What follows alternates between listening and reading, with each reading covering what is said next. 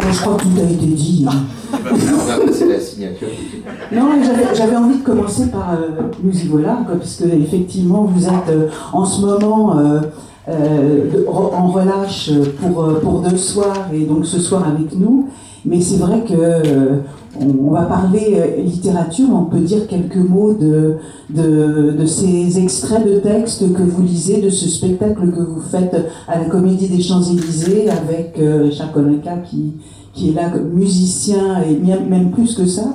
Et en fait, si j'ai bien compris, c'est parce que vous aviez un arbre en commun, vous avez commencé à réfléchir à ce spectacle.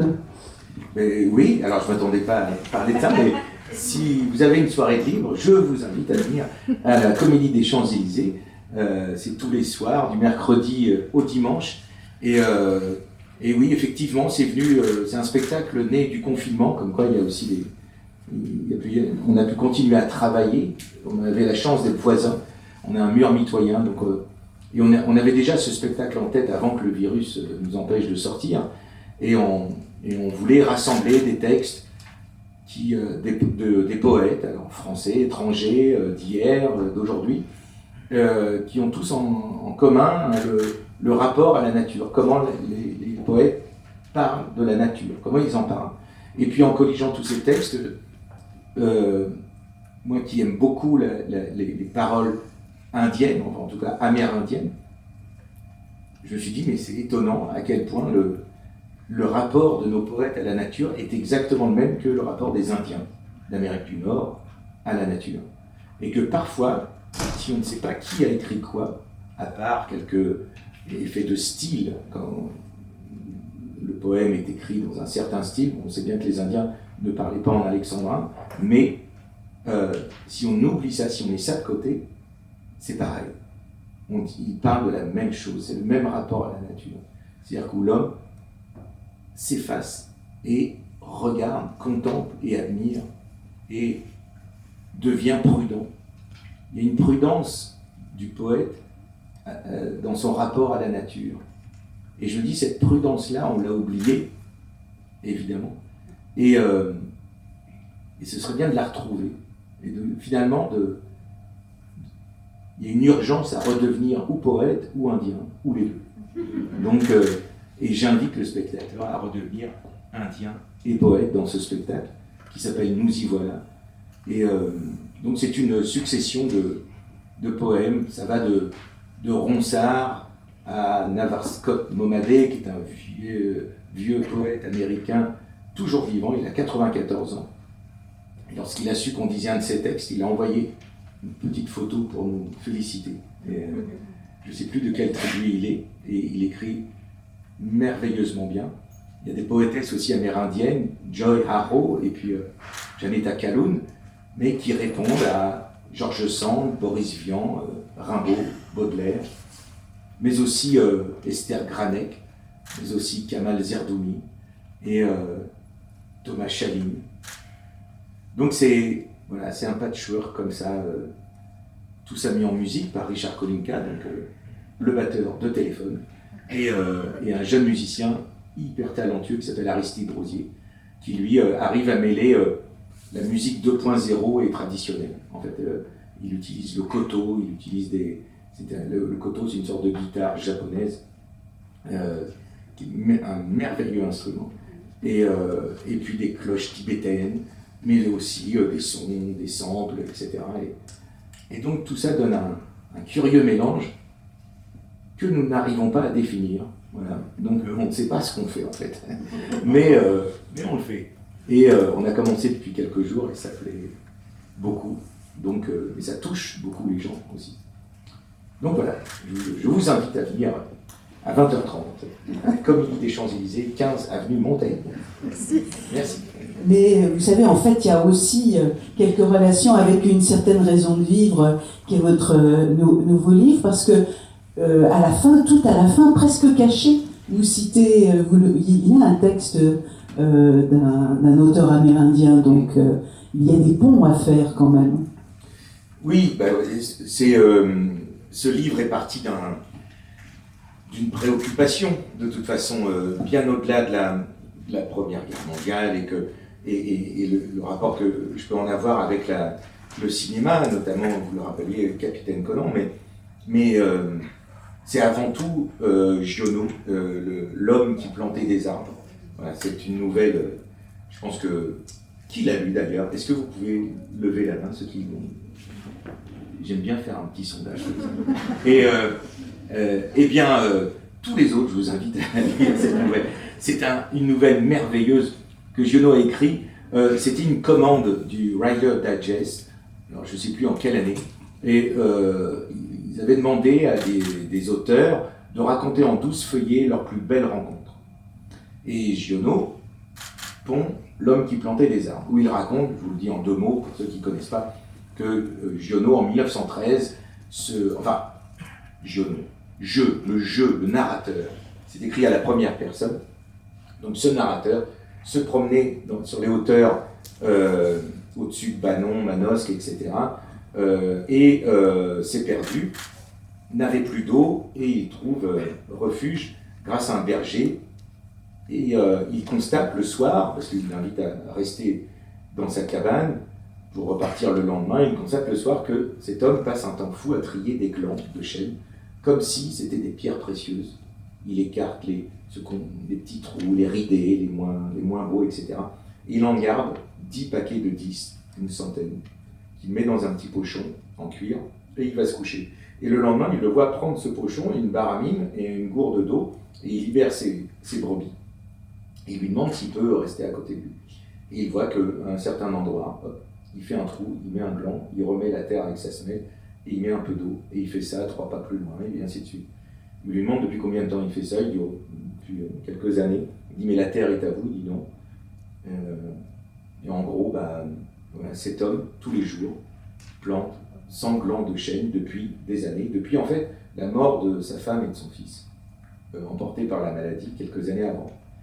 Et le narrateur nous dit que bon, la guerre éclate, lui fait la guerre, il oublie ce berger planteur d'arbres, et puis vers 1920, il y retourne, et il s'aperçoit que cet homme a continué tous les jours.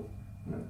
Il a planté 100 glands de chêne, et que ceux de 1913 deviennent déjà des petits bosquets, etc. Et ceux plantés encore avant 1913 sont carrément des arbres, et il voit que le paysage change, et à la fin, il va décider de lui rendre visite tous les ans, jusqu'à la mort du berger en 1947. En fait, je vous ai tout raconté. Et Giono termine en disant que cet homme simple, dépouillé de tout, a accompli l'œuvre de Dieu parce qu'il a remis de la vie là où il n'y en avait pas, en fait. Et cette nouvelle, ça m'a toujours... elle m'a, dès l'instant que je l'ai lu, on me l'a offert. C'est un comédien, que vous connaissez bien sûr, c'est... Jacques Weber, un soir de première, on jouait ensemble au Théâtre de la Madeleine. Il m'offre ce livre en me disant tiens, tel que je te connais, tu devrais aimer ça. Et effectivement, il avait raison, j'ai aimé. Non seulement je l'ai aimé, mais je ne l'ai pas quitté. Je l'avais quasiment toujours sur moi. Je l'ai évidemment offert à plein de gens, comme tous les livres comme ça qu'on adore, on aime bien les offrir. Voilà. Et je me suis toujours dit que j'en ferais quelque chose, et je ne savais pas quoi. Et ce livre a circulé partout parce que Giono a abandonné les droits sur ce livre. Il a dit c'est mon œuvre écologique, donc allez-y, emparez-vous-en, traduisez, adaptez, faites-en ce que vous voulez. Et effectivement, ce petit livre est traduit dans une trentaine de langues, je crois, même plus. Et puis, alors il y a eu des films de faits, d'animation, des spectacles, des lectures, et tout ça. Donc, et je me dis, peut-être en faire un film. Et j'ai commencé à scénariser. Et puis après, je me suis dit, mais plutôt que d'adapter l'œuvre, et si on adaptait pourquoi on aime cette œuvre, en fait. Et c'est parti de là. Et j'ai appris qu'en fait, Giono nous avait menti. Il n'a pas vécu cette rencontre. Et d'ailleurs, à l'époque, et devant le succès de la nouvelle, beaucoup de gens cherchaient les traces de ce berger, Elzéar Bouffier, qui a une date de naissance, une date de mort, il dit qu'il est enterré au cimetière de Banon, etc. Donc tout le monde cherchait les traces de ce berger. Et évidemment, il se retournait vers l'éditeur, on peut dire, mais comment ça, on ne comprend pas, personne n'a entendu parler de ce berger. Et il y avait des gens qui disaient, oui, mais je crois que la forêt du berger, elle doit être par là, moi je vous dis que c'est par là, enfin bref. Tout le monde était un peu perdu et perplexe, à tel point que les éditions Writer Digest ont presque menacé d'un procès Giono, parce qu'il a reconnu que c'était une fiction, et ça l'énervait beaucoup. Il avait dit, mais depuis quand on demande si ce qu'écrit un auteur est vrai? Et c'est vrai que voilà, il a eu envie d'écrire ça, l'important c'est que ce soit beau. Et en plus, il ne prétend pas que cette histoire est vraie, simplement elle est écrite à la première personne du singulier. Donc elle nous impose un souvenir. Et je me suis dit, puisque c'est une fiction, le jeu de la nouvelle n'est pas forcément Jean Giono.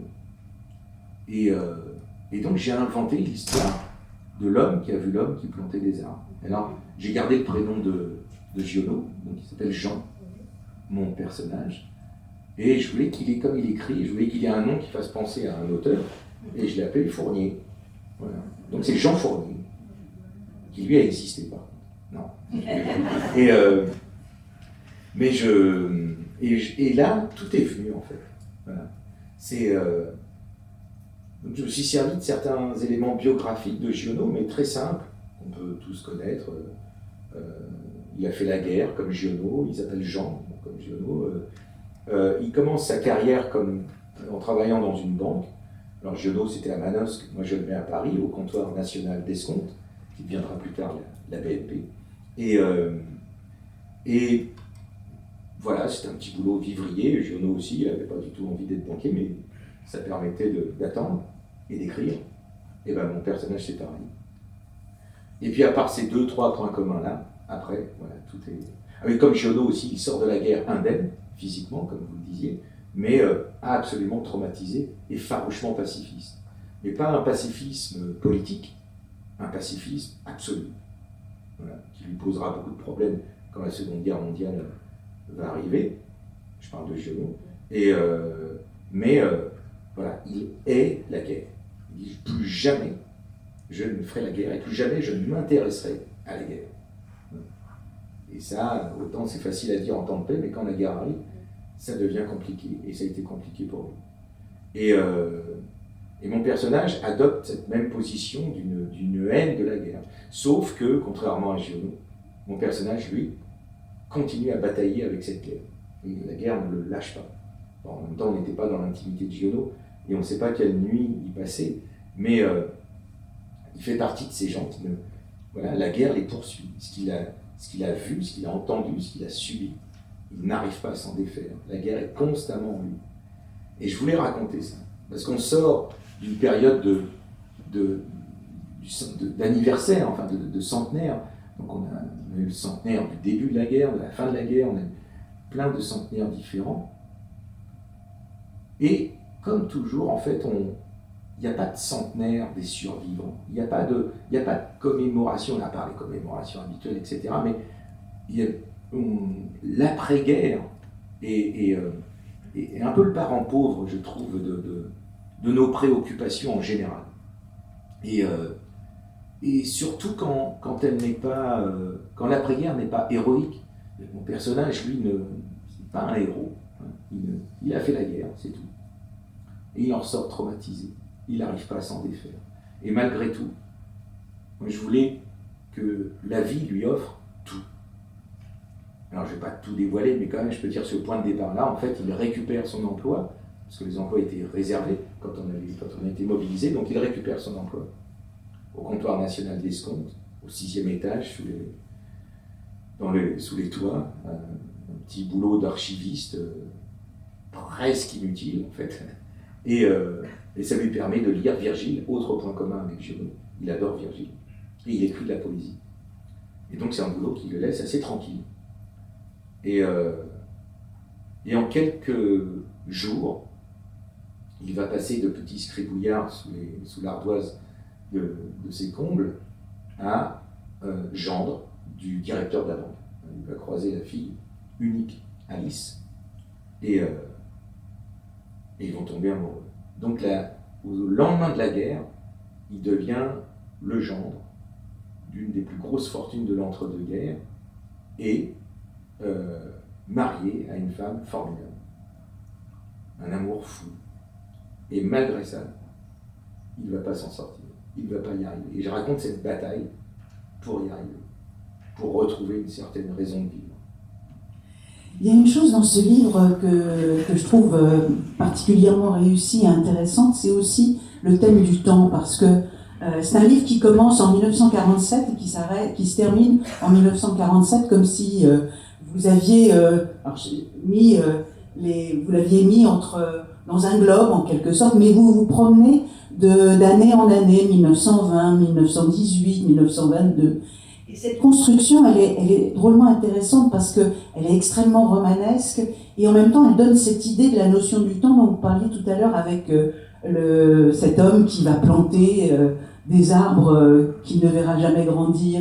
Et j'aimerais bien que vous nous parliez de ça, de cette notion du temps dont que vous semez comme les cailloux. Oui, ça me plaît bien que vous ayez noté ça parce que on a souvent tendance à penser de façon chronologique, linéaire, un événement, on entraîne un autre, qui en entraîne un autre, qui en entraîne un autre, etc.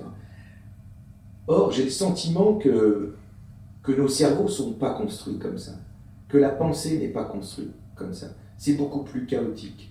Et je voulais rendre chaotique aussi la connaissance de ce jeune homme qui lui-même est chaotique dans sa tête à cause de la guerre. Et je voulais qu'il y ait des chocs comme ça de temporalité. Et l'autre chose, mais ça c'est venu après avoir fini d'écrire, c'est que je me suis dit en fait, ce livre est inspiré d'une nouvelle. Et finalement, la déconstruction chronologique, notamment au début, parce qu'au bout d'un moment, ça se stabilise un peu comme une onde oscillatoire, au bout d'un moment, ça finit. Donc les bousculades de temps sont de moins en moins importantes au fur et à mesure qu'on avance dans l'histoire.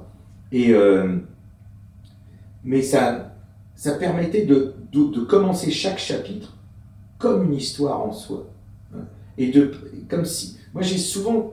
Alors c'est personnel, je ne dis pas que c'est une loi générale, mais moi parfois la chronologie m'endort en fait.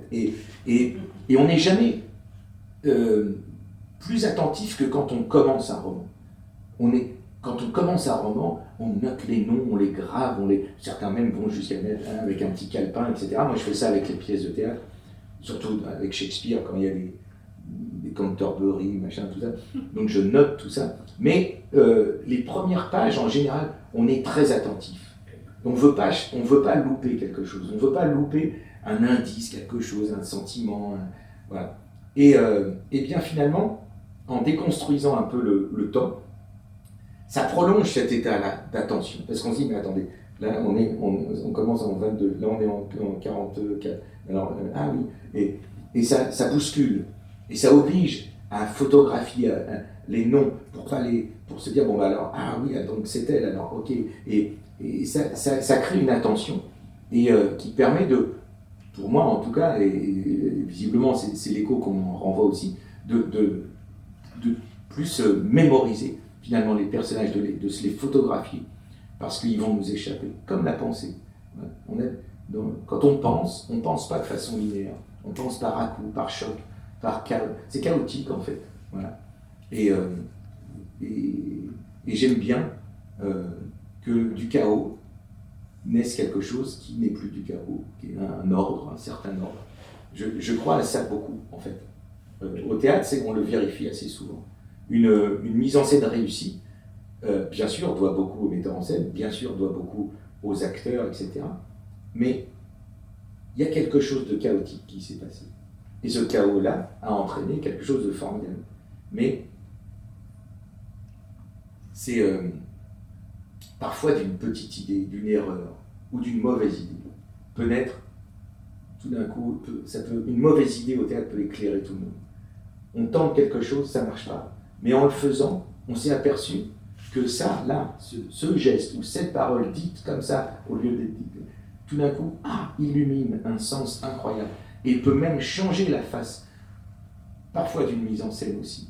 Et qu'est-ce que j'aime ça, voilà, que quand les choses ne sont pas entièrement prédéterminé. Et j'ose croire que même dans la poésie la plus sophistiquée, il y a une part d'échappement au moment où le poète a écrit. J'ose penser que tout n'est pas que calcul et préméditation, et que tout d'un coup, c'est sorti comme ça. Et le fait que ce soit sorti comme ça, ça a fait que j'ai pu construire le poème comme ça aussi. Et j'aime cette idée-là. Et même si c'est pas vrai, que vous avez la preuve que c'est pas vrai, ne me la dites pas. Ça me rassure, ça m'aide à vivre. De penser ça. Que c'est un mélange de connaissances, bien sûr, il faut savoir. On n'écrit pas des poèmes par hasard, on n'écrit pas, on ne joue pas la comédie par hasard non plus, on ne peint pas une toile par hasard, il y a de la connaissance, il y a du travail. Mais à un moment donné, il faut que ça échappe. Comme disait Jacques Brel, il faut bien que le corps exulte. Et ben, la créativité, pour moi, ça a à voir aussi avec l'exultation.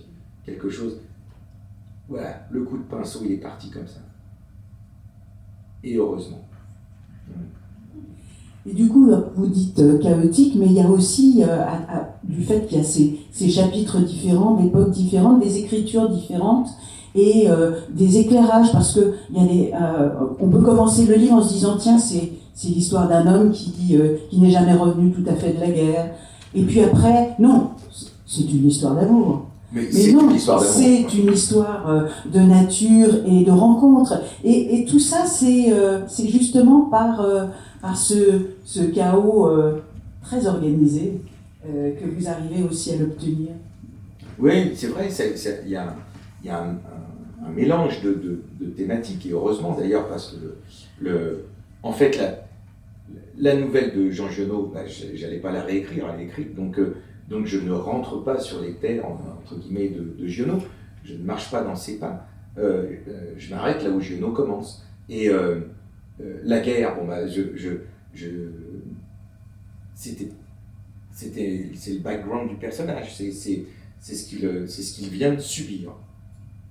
Donc c'est un démarrage. Et donc, c'est une histoire d'amour. C'est avant tout une histoire d'amour. Moi, c'est ça qui m'a plu, de rencontre. Et la scène où j'ai passé le plus de temps, c'est leur rencontre au cours de ce que le père d'Alice, monsieur... J'ai oublié son nom, dis donc. Non, c'est...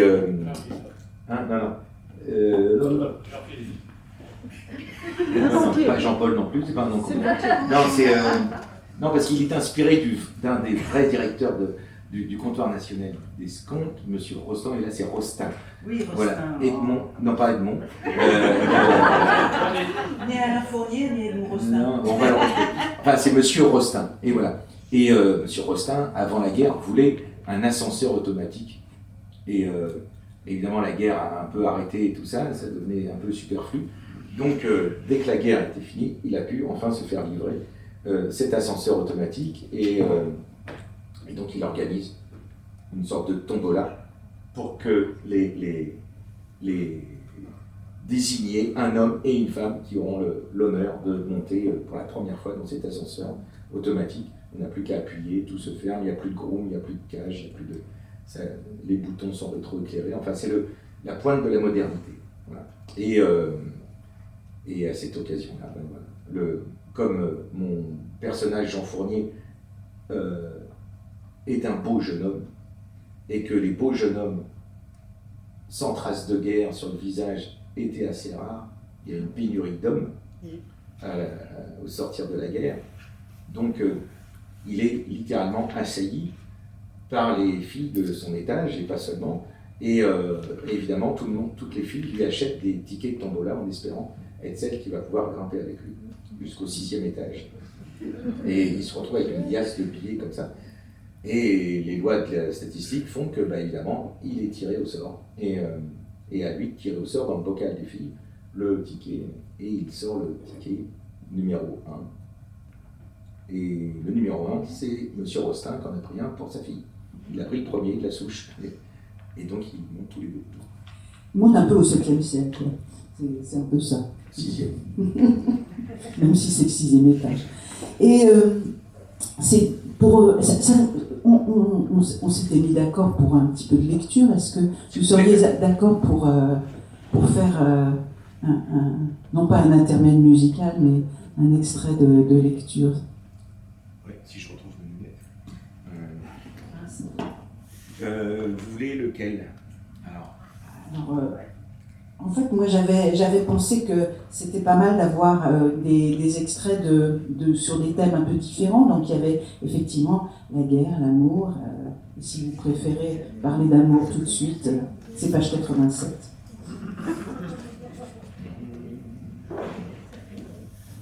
J'espère que j'aurai les bras assez longs. Rien n'est mentionné. Je peux vous prêter les miennes, c'est pas forcément à l'identique. Ah. Vous les avez? Oh là là, Formidable. une organisation magnifique ici.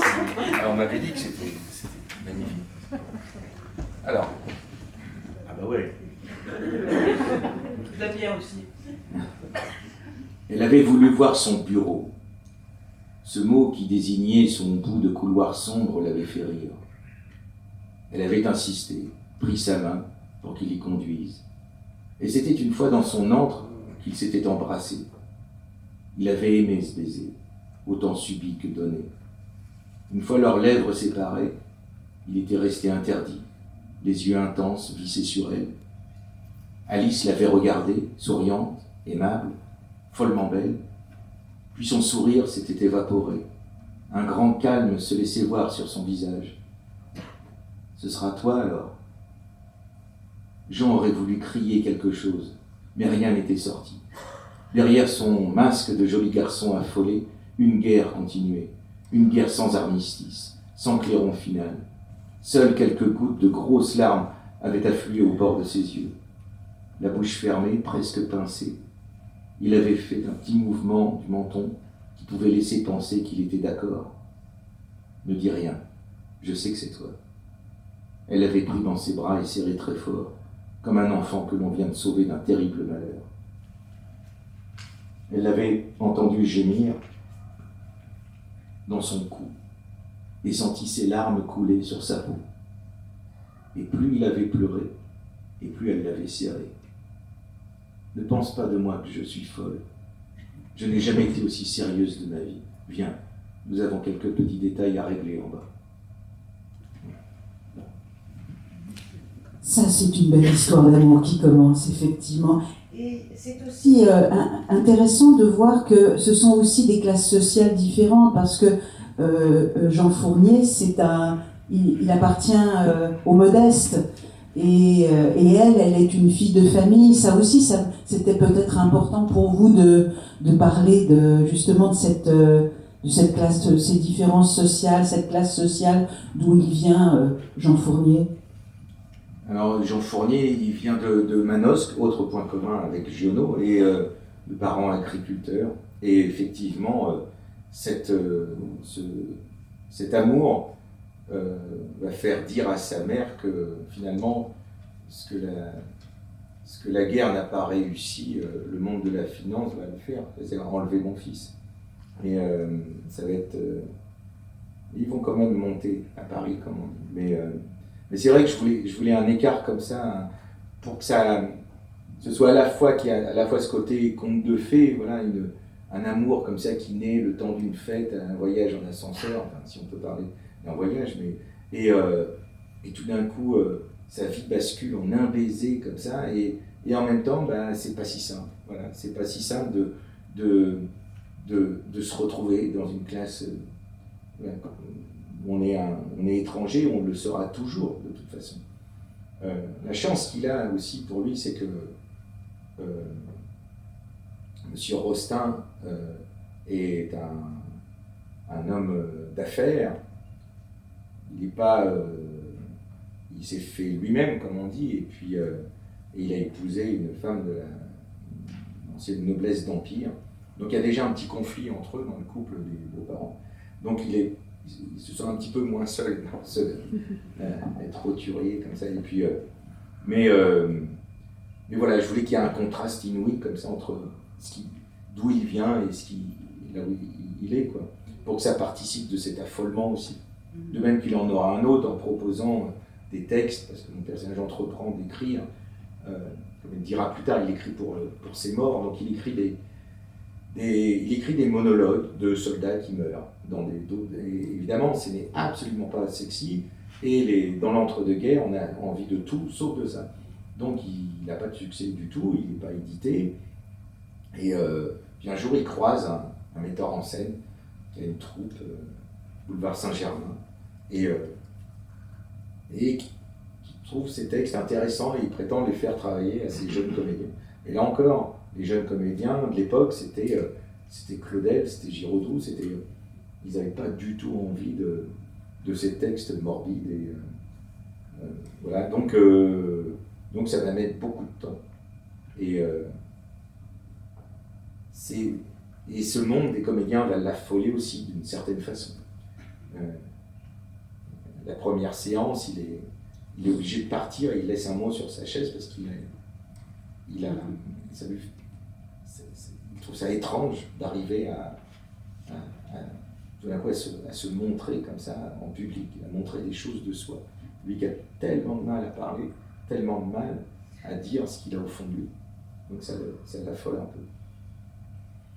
Du théâtre, il y en a dans ce livre, effectivement, l'amour du théâtre, les lieux.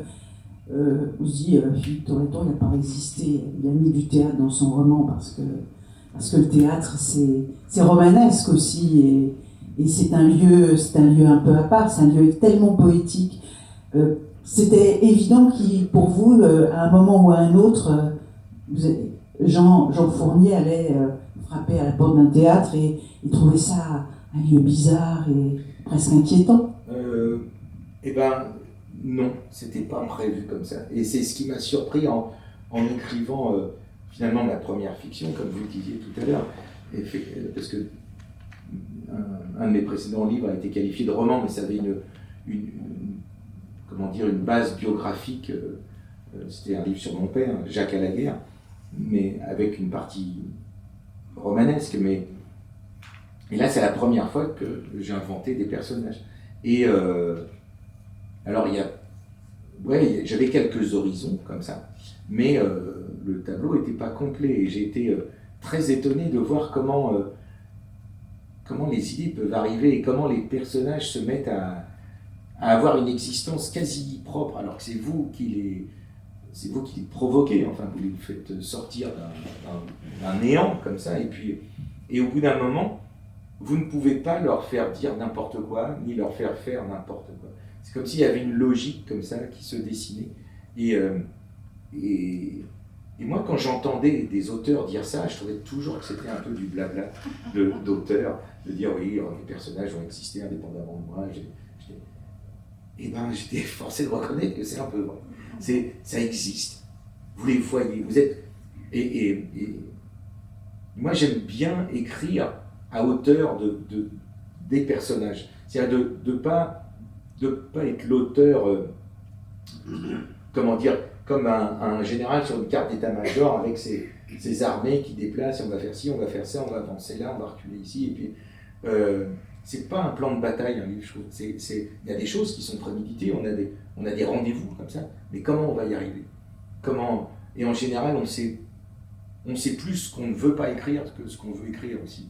Et pour rejoindre ce que je disais sur le désordre, je crois aussi que parfois, c'est ce que je fais dire d'ailleurs à Jean Fournier, parce qu'à un moment donné, il va gagner sa vie en donnant des cours de français. Et il dit, mais le style, c'est l'estime de soi qui finit par se faire confiance. Et je crois à ça. C'est que d'abord, ce qui compte, c'est écrire. Et puis après, à force d'écrire, oui, forcément, on va écrire. On va avoir son style. Alors, il va avoir du succès ou pas, on va aimer ou pas, mais il y aura une façon d'écrire.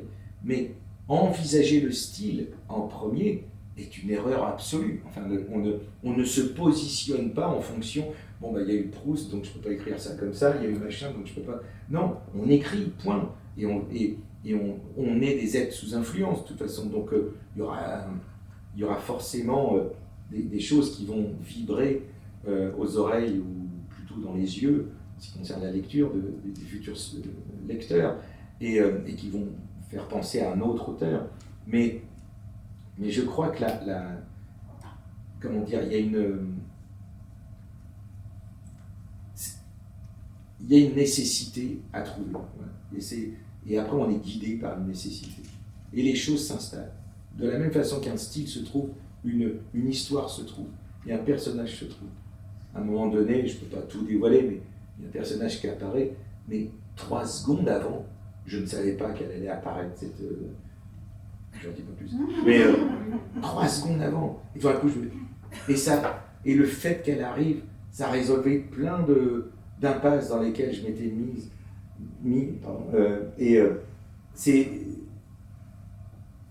ça a été une bénédiction. Mais ces chocs-là, ou ces trouvailles-là, elles se trouvent parce qu'on a passé beaucoup de temps parfois à pas écrire aussi, à chercher, à se documenter, ou à raturer. Il faut être prêt à accueillir aussi ces jaillissements, ces spontanéités-là. Mais alors du coup, effectivement, comme c'était votre première vraie fiction, vous vous étiez pas imposé un canevas, savoir dans quelle direction vous alliez. Vous saviez que vous partiez à la fin de la nouvelle de Giono, mais après, vous aviez quoi, un personnage, 2 personnages, une histoire, une fin, un début. Moi, je savais que la temporalité, c'était la temporalité de la nouvelle de Giono, donc 1913-1947. Et puis, j'avais ce personnage en tête. J'avais les rendez-vous qu'il a avec ce berger. Ils sont évoqués. À chaque fois qu'il voit le berger, je m'arrête. Je laisse ça à Giono. Donc, je savais qu'il y avait ces rendez-vous-là. Mais c'est un livre qui a été en plusieurs étapes. J'ai commencé un scénario, comme je le disais tout à l'heure, et ce scénario est devenu un roman. Donc il y a eu plusieurs étapes comme ça. Mais ce qui est incroyable, c'est que quand on écrit un scénario, on a l'impression que ça y est, l'histoire, on l'a. Et si un jour je publie le scénario, ça n'a pas rien à voir, mais c'est tellement différent. C'est tellement différent. Alors que je me disais, mais ça va être facile, j'écris un scénario, donc je n'ai plus qu'à romancer, à mettre du gras autour. Non, c'est pas si simple que ça. Et heureusement. Et c'est ça qui m'a enchanté. Moi, il y a une chose, une question que je me pose depuis que j'ai commencé à lire vos livres. Si je me dis, cet homme qui aime tellement l'échange, qui aime tellement rencontrer les gens, qui aime tellement jouer avec les autres, comment a-t-il trouvé la force de rester tout seul devant son ordinateur ou son papier pour écrire? Parce que c'est vraiment un acte solitaire, l'écriture. Oui, c'est facile pour vous? C'est même c'est du repos. C'est du repos. Parce que justement, être comédien, c'est... on est interprète. Donc, interprète, il y a on est toujours entre des gens. Entre l'auteur, le public, le metteur en scène, les autres acteurs. On est toujours à composer, en fait. On doit toujours tenir compte de quelque chose d'autre qu'on doit incorporer, qu'on doit faire sien. Et c'est ce qui fait la beauté de ce métier. Hein. J'aime jouer, toujours.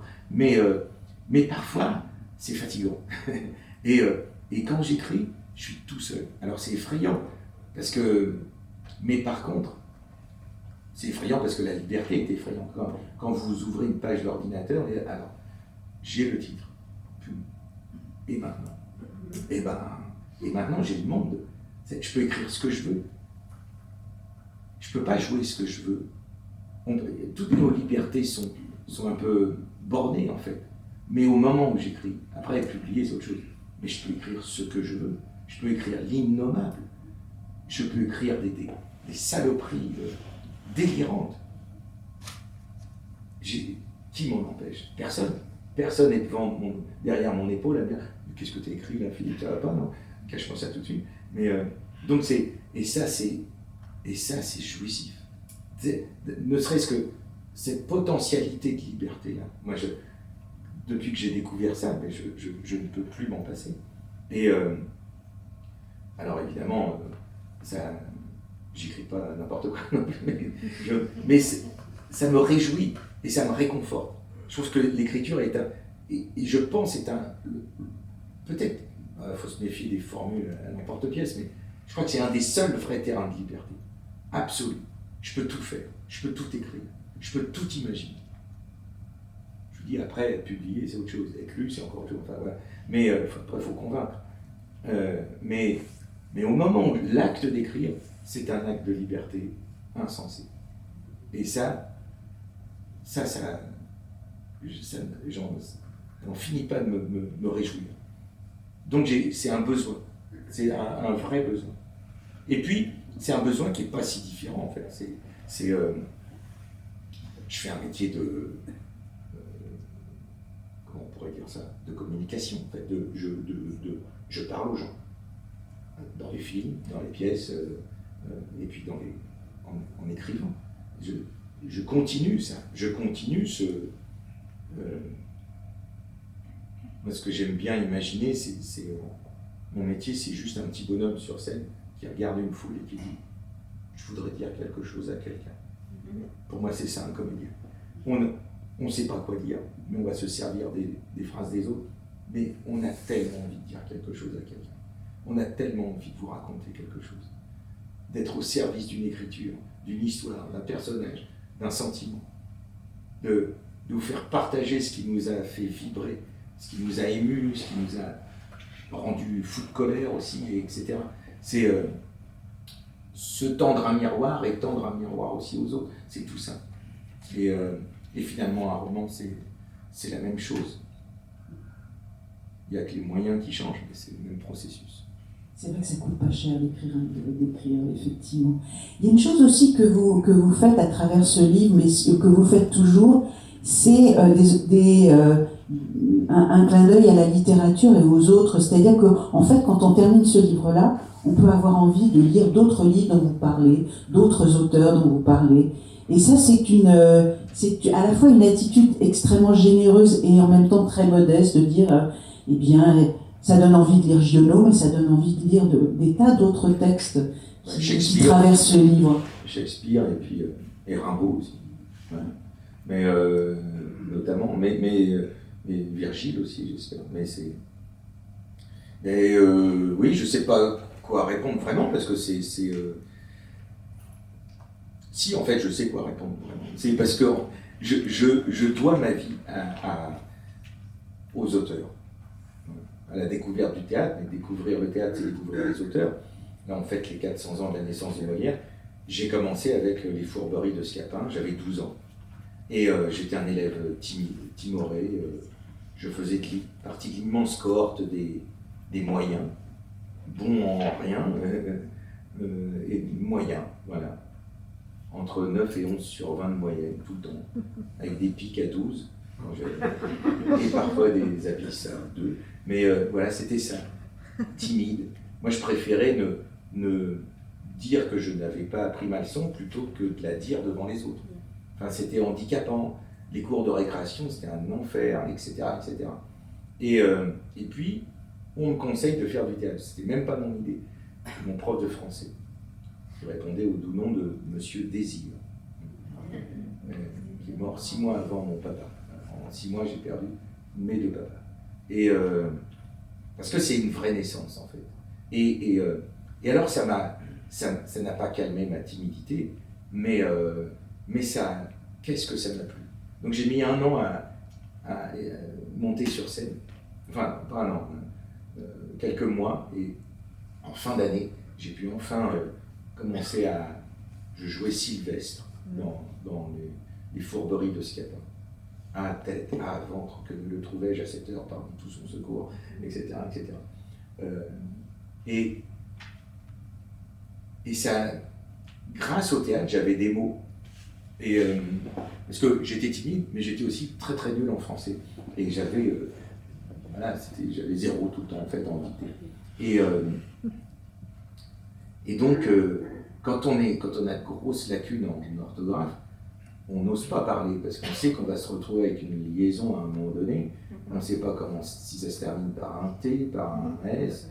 Donc on n'ose pas, donc on évite, donc on choisit un autre mot. Écrire à quelqu'un, c'est un enfer absolu. Donc on restreint son champ lexical, on restreint sa pensée au bout d'un moment, puisque il faut bien que, puisque j'ai pas beaucoup de mots pour dire ce que j'ai dans la tête, donc et ça j'avais vécu en interviewant mon papa quand j'ai voulu faire un livre sur lui, où c'était je me suis aperçu qu'en fait le souvenir, le terreau du souvenir, c'est le vocabulaire, c'est tout ce qu'on a appris, ce sont les mots si on ne peut pas nommer quelque chose, bah cette chose disparaît.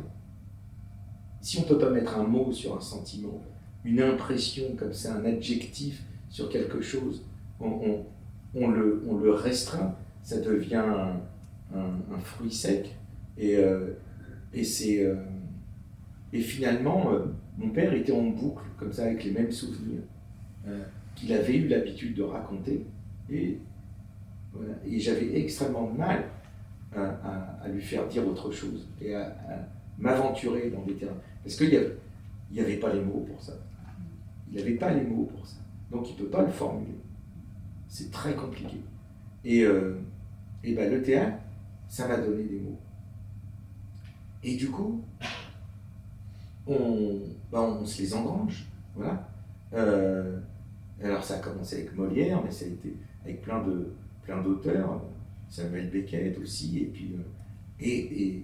puis ça vous donne une particularité, mais on fait partie de ceux qui font du théâtre, voilà. Alors on faisait partie de ceux qui font rien et qui n'existent pas.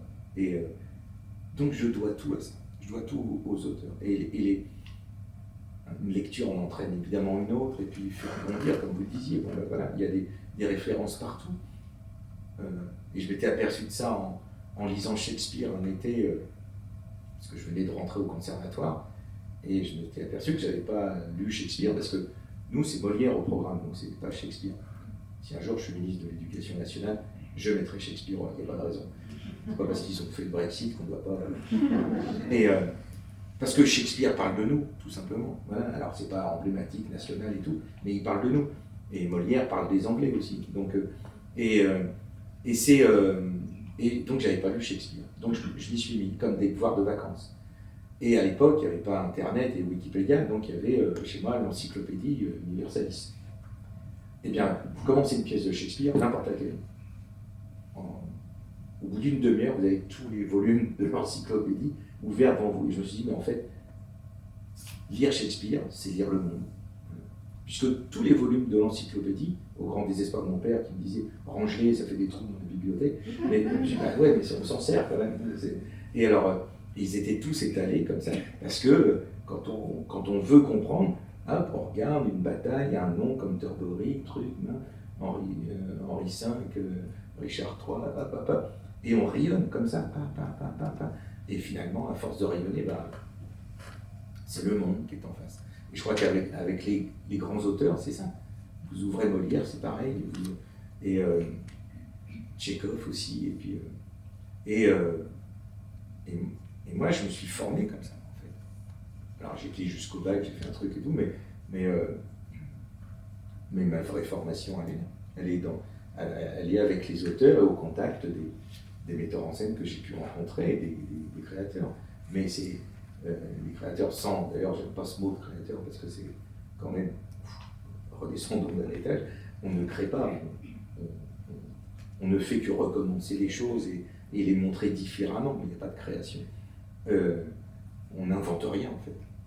Je crois que tout a été fait, et depuis longtemps, depuis des siècles. Tout a été dit et tout a été fait. Ah oui, je suis sûr. On ne change qu'à la marge sur mais tout a été dit. Tout a été dit. Même en ce moment, on a l'impression de découvrir les problèmes climatiques. Moi, je lis tous les soirs un texte de Ronsard qui dit aux bûcherons d'arrêter de couper les bois. Et Ronsard, voilà, qui insulte un bûcheron qui coupe les chênes de la forêt de Gâtine. Et je crois que, oui, même même chez les Grecs, il y avait des gens qui s'opposaient à l'esclavage. Enfin, tout a été dit depuis toujours par quelqu'un. Alors, pas foule, 1, 2, 3, 4, par-ci, par-là. Mais je pense que quand on brûlait des sorcières dans l'Europe du Moyen-Âge, il y a des gens qui trouvaient ça abject. Au début de la chrétienté, il y avait, quand la chrétienté était encore un peu une sorte de...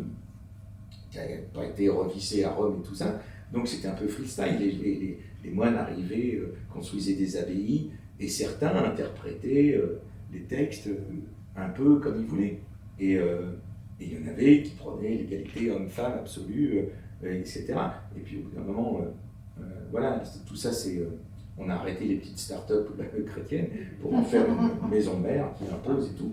Mais, donc tout a été interrogé, toujours. Je crois à ça, vraiment. Et je pense même que l'art que je fais, le théâtre, a été inventé dans les cavernes. Je crois que les peintures pariétales, c'était du spectacle. Et je pense même que ce n'est pas les frères Lumière qui ont inventé le cinéma. C'est inventé dans les cavernes. On a prouvé maintenant que les bosses, les creux, étaient exploités pour donner une impression de relief. Et on peut même s'amuser à voir que les torches et la flamme devaient donner une impression de mouvement. Donc le cinéma a été inventé au Paléolithique. Et le théâtre aussi. Je pense que c'était déjà du théâtre. En tout cas, c'était la même source d'inspiration, de représenter le monde et d'essayer de s'interroger et de comprendre et de montrer ce qui nous affole, ce qui nous fait plaisir, ce qui nous interroge. Alors on ne sait pas, il n'y a pas de trace écrite de qui peignait, comment, est-ce qu'il chantait, qu'est-ce qui se passait. Mais voilà. Et on peut même l'intermittence existait du temps du Paléolithique. Pourquoi? Parce que ceux qui peignaient, on a découvert qu'il n'y avait aucune trace de rature, aucune trace d'effacement, c'était à main levée. Donc tout ce qui est à Lascaux, tout ça, à main levée, un seul trait, parfait. Donc ça nécessite de l'entraînement. Mais à l'époque, l'espérance de vie devait être moins de 20 ans, ne pas chasser, ne pas cueillir, ne pas pêcher. Si on passe sa journée à s'entraîner, à dessiner, et il semblerait qu'on ait découvert des traces, des lieux d'entraînement qui devaient être à l'extérieur. C'est pour ça que les traces sont infimes, parce que le vent, la pluie, tout ça a balayé et a enlevé les pigments. Mais il semblerait que sur certaines roches plates, dans certains sites, il y ait des traces de pigments qui peuvent laisser penser qu'on s'entraînait toute la journée. Donc on chassait pour eux, on pêchait pour eux, et on cueillait des baies sauvages pour eux, pour qu'ils puissent le soir nous raconter quelque chose avec leur peinture. Si c'est pas de l'intermittence, on était... Donc la culture a été subventionnée depuis l'aube de l'humanité. Mais c'est une preuve scientifique. C'est vrai, depuis l'aube, il n'y a jamais eu une époque où les artistes étaient... Non, un artiste gagne sa vie quand il a du succès. Sinon, il est entretenu par un prince, par un roi, par un seigneur, par un mécène, ou par les autres Cro-Magnons qui pêchaient pour lui, etc.